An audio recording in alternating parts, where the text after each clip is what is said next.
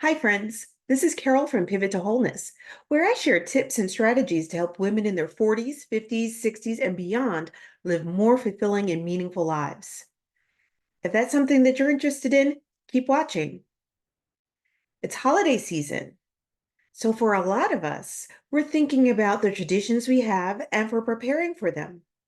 But suppose your tradition is something that's not very meaningful to you, you don't really understand, it's a lot of work, or it just doesn't fit into your lifestyle anymore. If that's you, I have 5 ideas to help you think about honoring your tradition, but possibly retiring it or creating a new tradition that really works well with your lifestyle, who you are, and who you want to be in the future. Please like, subscribe, and click the notification bell. It helps my channel. And let's go. For some people, traditions go back generations. They're the rituals and activities that we do to commemorate special holidays, special events, things that are important to us, our family, our towns, our country. And they have really special significance because they give us identity and a sense of belonging and togetherness. So traditions are important to us. But what if there's something else? What if those traditions that we've been following for a long time no longer fit into our lifestyle? They no longer serve us. They no longer have that meaning and special connection that they once did. So, what do we do? Think about if a marriage breaks up or someone moves far away. Maybe a child goes away to college. Maybe someone in the family is no longer with you. How do you still keep up those traditions when your identity and yourself has been changed by the absence of some of your family or important people in your lives? What if that tradition just never made any sense to you? The rituals that you're doing, the activities, the special foods just don't mean that much to you, or you don't understand why you do those things. Maybe the reasons for them have been long since lost, and you don't have that connection to it anymore. Should you keep up that tradition when it really is not that meaningful for you? So, idea number 1, retire it. If that tradition no longer serves you, you can put it away. You can retire it. Think about how it used to make you feel. Maybe there are some good memories. But now your lifestyle has changed. You've grown, you've gotten a better understanding of the world. You have made some choices about how you live your life and how you spend your time. Maybe you're not prepared to do all of the labor and preparation for those special ceremonies or traveling long distance so that you could participate. That's okay. You don't have to continue to do something that doesn't add value to your life. Take it for what it does. It was a good time when you did it. It had meaning at that time, but now you've changed and you're allowed to do that. And so put down the tradition for a while. If you need clarity, deciding on whether this tradition is something that you want to continue, I have a downloadable traditions checklist to help you think about why that tradition is important or why you might need to move on. You'll find the link in the description box. Idea number 2, tone it down or skip a season. Maybe you're not so sure that you want to totally get rid of the tradition, but this year, this time, this season, you just can't participate. It's too much of an emotional load, a mental load, a physical load. There's too many things going on in your life, or you're just not really convinced that participating in this is the right thing for you to do at this time. Well, you can just put it away for a season. You don't have to retire it completely. You can say, this season, I'm not going to do this or that. You can be really specific and choose the pieces of the tradition that you plan to participate in and those sections or those activities that you're just not going to be part of. Or you can keep the tradition or the activities smaller so that the wear on you and the time commitment may not be as great. We're not saying you'll never do it again, but for this season, you can tone it down or put it on hold. And maybe after a certain amount of time, you'll reflect on that tradition. You say, things have changed in my life.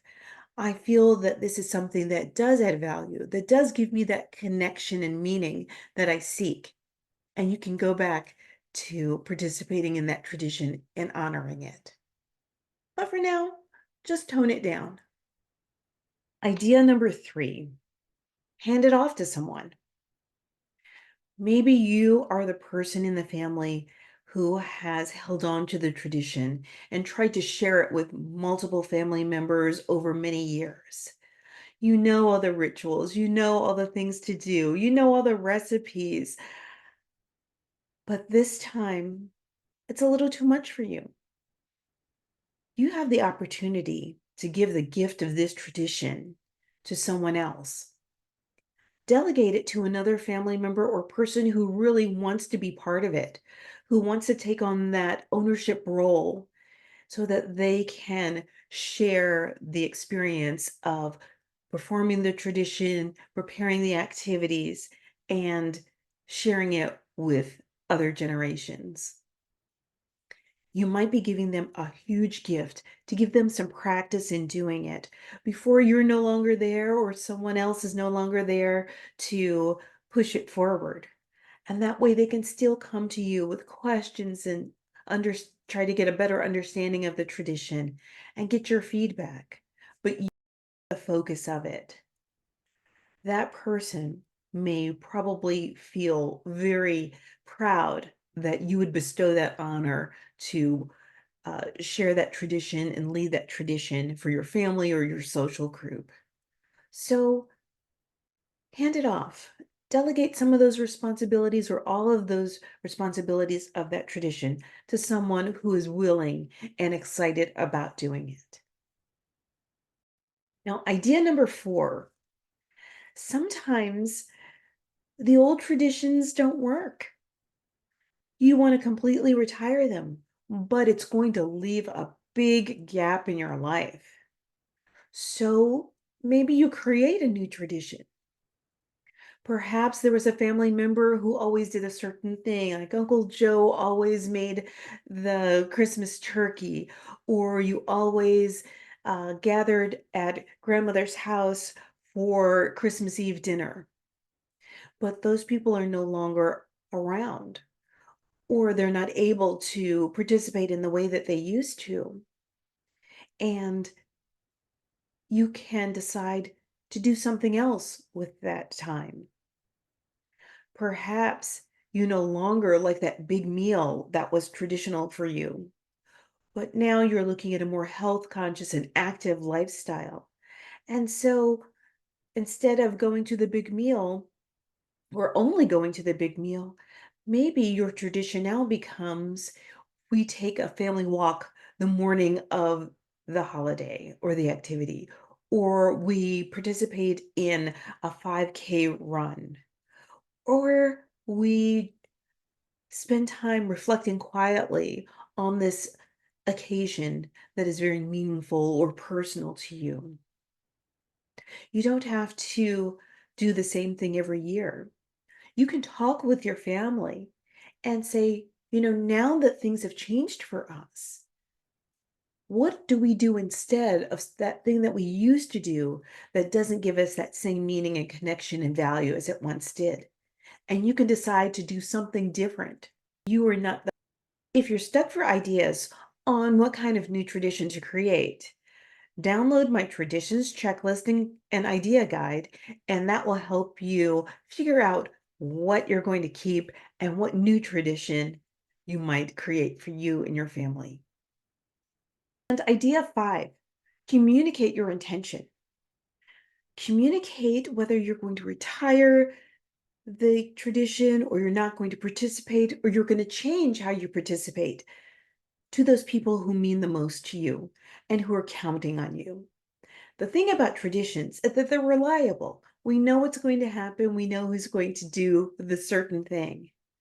But if you're making a change this year, you owe it to those family members and friends to tell them that you're not going to be participating. And you can give them a short reason why. You can just say, this activity has meant so much to me, but this year I feel I'm going to do something different.